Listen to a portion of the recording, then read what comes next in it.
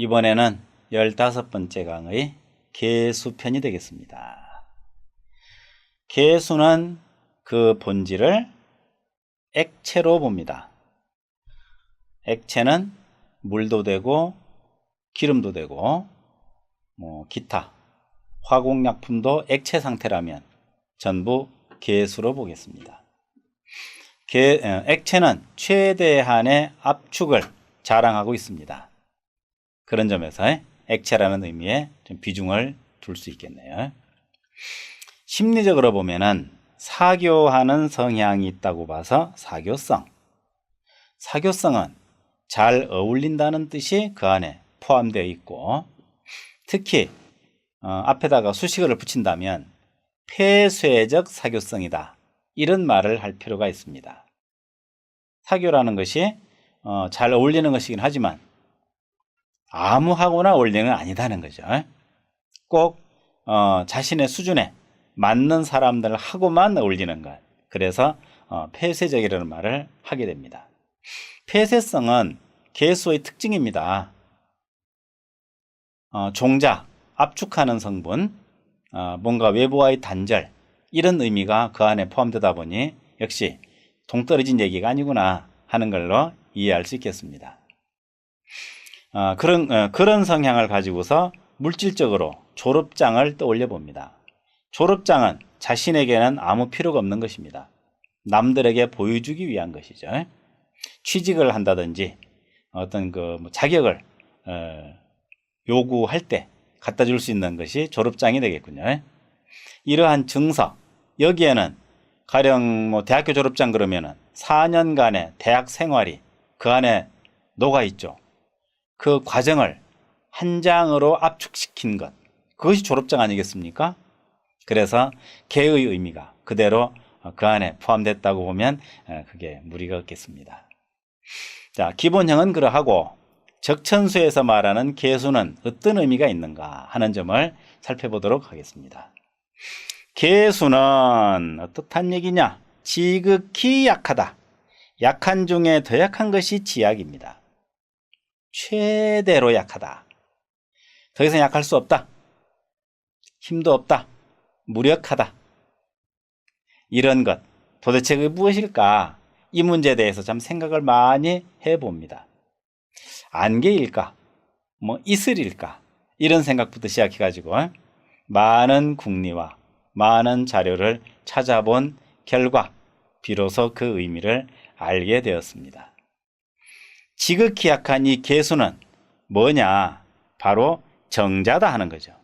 정자와 난자다. 정난 그러죠?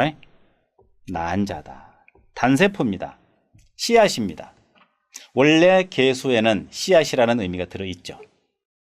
씨앗이라면 식물의 씨앗도 있고 동물의 씨앗도 있는데, 식물의 씨앗은 액체인가요? 아니잖아요. 고체입니다. 그렇다면 자연스럽게 동물의 씨앗이군요. 동물의 씨앗은 바로 정자와 난자로 구분이 되어 있습니다. 자웅이체일 경우 그렇겠죠. 음양으로 논하기 때문에 여기서는 서로 이체로서 설명하는 것이 타당하리라고 봅니다. 이렇게 약한 것, 그 안에 생명의 씨앗인 정자와 난자라는 개념이 들어있으리라고는 미처 생각을 못했습니다.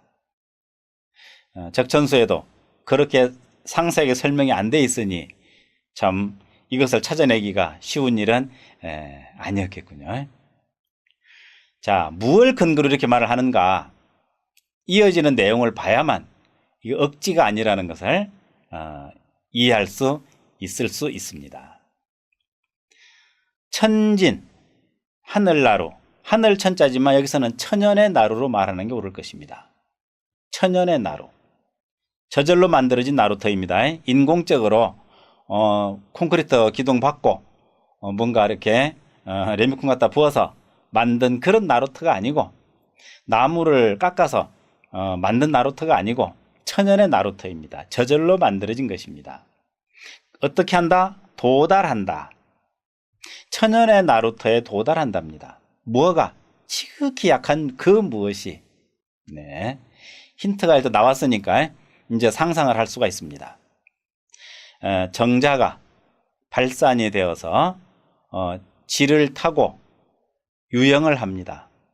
보통 2, 3억 개의 정자가 쏟아져 들어가서 헤엄을 치는데 그 중에 가장 강한 자가 살아남는 걸로 보통 말을 합니다. 뭐 얼마나 됩니까? 직경 0.5mm? 네, 그 정도 된다고 그러네요. 이렇게 약한 단세포가 강을 거슬러 올라갑니다. 질이라는 강을. 그럴 때 또 한쪽에서는 난자가 배란이 되어서 인간의 기준으로 한 달에 한 번 배란이 되어서 또다시 난관을 타고 유영을 하여 내려옵니다. 그들이 만나는 곳 어디가 될까요? 자궁이 되겠죠. 씨앗의 궁전, 자궁에서 만나는 것입니다. 자궁의 자가 무엇입니까? 자는 개가 땅으로 내려온 것입니다. 지지로 내려오면 자가 됩니다.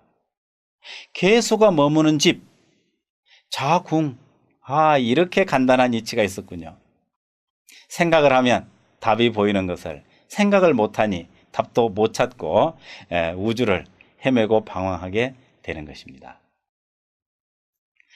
자, 그렇게 하여 자궁에 착상을 합니다. 다루천진이라는 것이. 이게 천년의 나루가 되겠죠. 만나는 곳. 그 다음에 등용. 용을 얻어서 윤택하면 이렇게 됩니다. 용이란 무엇인가? 용은 여기에 나오는 동물은 전부 지지다 하는 기준이 있습니다. 용띠는 진년생이 되겠죠? 그러므로 진자가 될 것이다. 진은 어떤 의미가 있습니까? 물창고, 개수의 창고가 됩니다. 촉촉합니다. 이것이 바로 자궁이 되겠습니다. 자궁을 얻어 이렇게 되는군요. 딱 맞아 떨어지죠. 이게 학문하는 재미 아니겠습니까? 자궁을 얻어서 윤택하면 이게 중요합니다. 책에 따라서는 운자로 되어 있기도 합니다. 움직인다는 얘기죠. 운을 넣게 되면은 뭔가 물이 흐른다는 뜻으로 밖에 해석할 수가 없습니다. 그런데 이제 윤자가 들어가게 되면 전혀 달라지죠. 그야말로 수정란이 착상하기 딱 좋은 촉촉한 상태, 이렇게 되는 것입니다. 윤이란 무엇입니까? 건조하지 않고 과습하지 않다. 건조하면은 말라버릴 것이고 결코 잉태될 수 없습니다. 과습하면 유산이 되어버린다 그러죠. 흘러버립니다. 이제 착상할 수가 없습니다. 그래서 이 윤자의 의미는 이렇게도 명료하게 그 무엇인가를 암시하고 있군요. 그렇게 되면 어찌 되는가? 다음 구절에서 이제 활용점정 마침표를 찍습니다. 공화사신. 그 공으로 화한 것은 사신, 신과 같다는 뜻입니다. 사신, 신이라고 할 만하다는 뜻입니다. 신이 무엇입니까? 창조주. 창조주란 생명체를 만드는 것이죠. 이렇게 해서 생명체가 탄생합니다. 그렇다면 그것이 신이로구나. 그 공은 무엇입니까? 노력하여 무엇인가를 만들어내는 것 아닙니까? 비로소 새로운 생명체를 만들어내는 것입니다. 씨앗이 발아하여 나무가 되고 정란이 수정하여 생명체, 동물이 됩니다. 인간도 됩니다. 이 한 구절, 개수지약 다르천진 등용이윤 공화사신, 이 구절에 대해서 이보다 더 명료할 수 없다. 그래서 비로소 지약한 개수가 어찌 이렇게도 대단한가, 신과 같은 존재라니 앞뒤가 안 맞던 이야기들을 비로소 해독하게 되었습니다. 틀림없죠?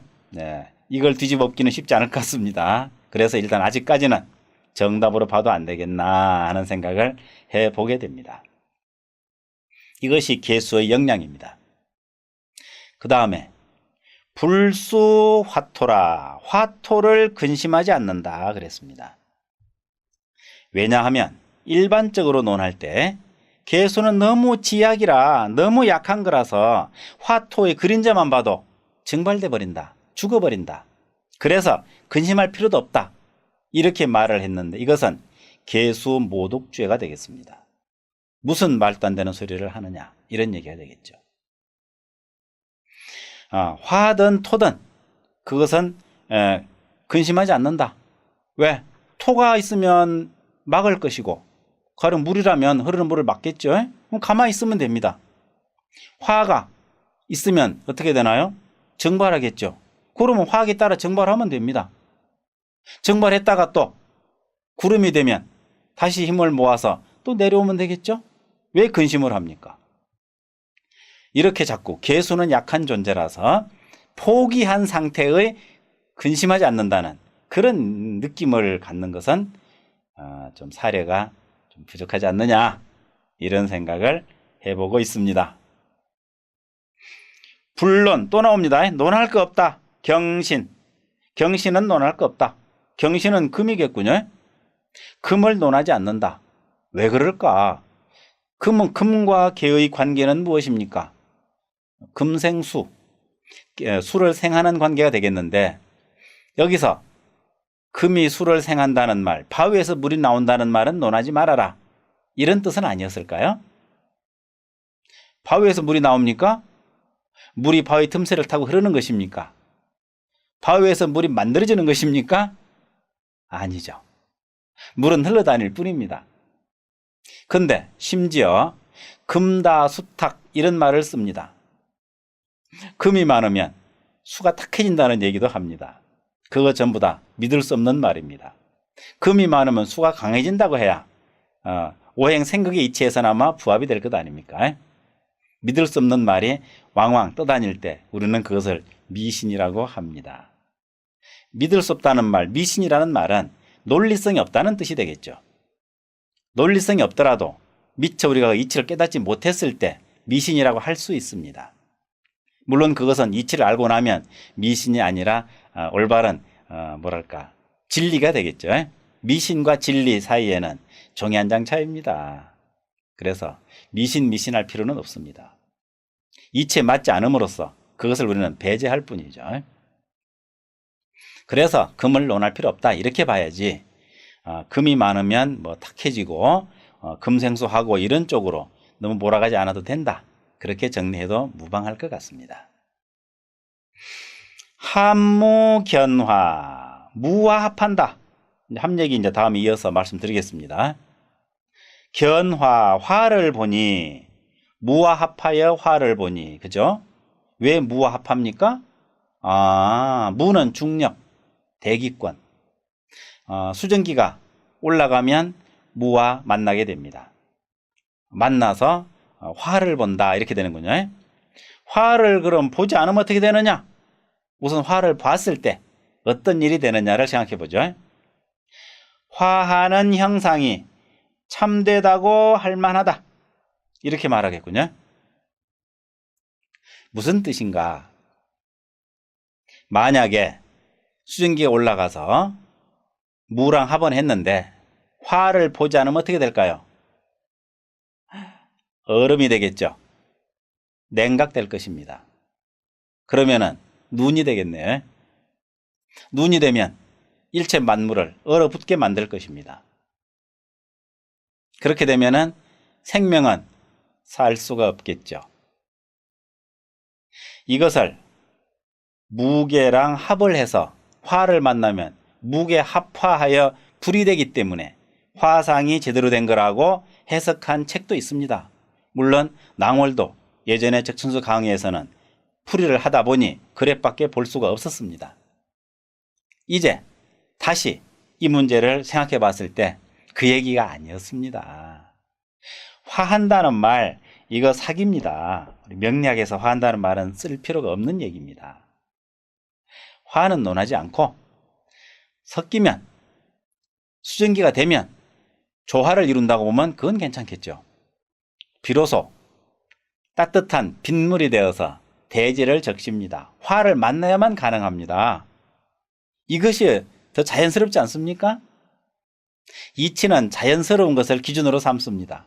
우격다짐으로 억지로 어떤 권위에 눌려가지고 할 말 못하고 그냥 그런 갭이다 하면 학문은 진전이 없습니다. 이렇게 이상한데 싶으면은 뒤집어 보고 새로운 이치가 발견되면은 발견했노라고 얘기를 하고, 그러면 또 다른 학도가 그것을 또 바탕으로 하여 거기에 대한 검증을 하고 그래가면서 발전하는 것이겠죠. 이렇게 개수의 의미를 적천수에서 풀이를 했는데, 써놨는데 이것을 풀이하는 학자들이 많은 오해가 있었던 것 같습니다. 이제 적어도 요런 정도의 의미를 파악하고 관찰한다면 좀 더 실제 상황, 개수의 본질에 좀 더 접근했다고 하지 않겠나, 이런 생각을 감히 해봅니다.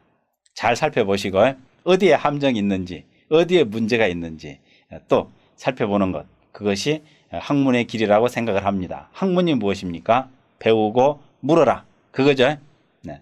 모르는 건 배우고 의문이 나는 건 물어라, 그것이 학문입니다. 물을 문자. 그러니까 자꾸 물어야 됩니다. 사람에게, 글에게 또는 지식인에게 물어서 지혜로운 답을 찾아내기 바랍니다. 이 정도 말씀드리겠습니다.